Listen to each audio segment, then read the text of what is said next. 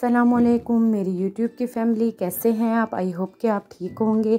ये मैं आज व्लॉग आपके साथ नई रेसिपी के साथ स्टार्ट करने वाली हूँ। ये शाम का टाइम था और मैंने साथ अपने लिए चाय भी बनाने के लिए रख दी और साथ में मटन भी बॉईल करने के लिए रख दिया। ये मैं प्रेशर कुकर के बगैर बॉईल कर रही हूँ। इसमें सिर्फ मैंने नमक और लहसुन अदरक का पेस्ट, उसमें सब छोटी इलायची, बड़ी इलायची, दालचीनी, बादियान का फूल और दालचीनी, उसमें काली मिर्चें डाल के मैंने इसको बॉईल कर दिया। चाय भी मेरी बन के तैयार हो गई थी और गोश्त गलने के बाद फिर मैंने अब इसको झटपट से मटन कढ़ाई बनानी थी।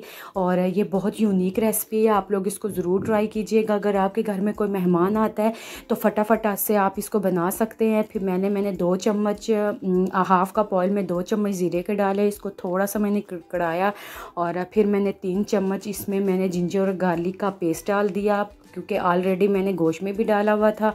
और इसको थोड़ा सा मैंने फ्राई किया। जब ये ब्राउन हो गया तो इसमें मैंने मटन डाल दिया और इसमें थोड़े से साबुत खड़े मसाले भी डाल दिए मैंने, जिसमें जायफल, काली मिर्च, लौंग और इलायची थी।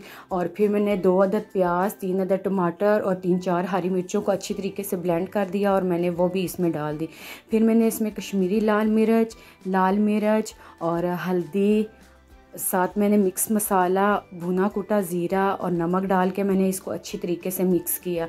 नमक आप अपने टेस्ट के मुताबिक डाल सकते हैं। मैंने पहले गोश्त में भी डाला हुआ था और फिर बाद में टेस्ट करने के बाद फिर मैंने इसमें डाला।